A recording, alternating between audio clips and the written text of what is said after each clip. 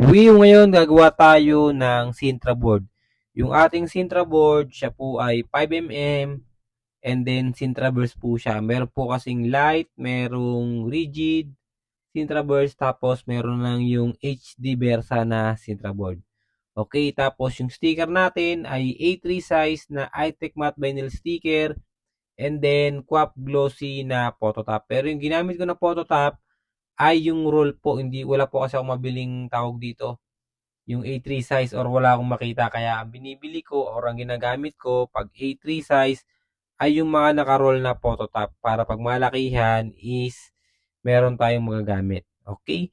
So sa gusto magpagawa ng mga Sintra board or mga pang wall decor, i-message nyo lang po si Wiwiw Sideline Boy or ang GFSM Prints and Material Online Shop. Maraming salamat po. Wiw!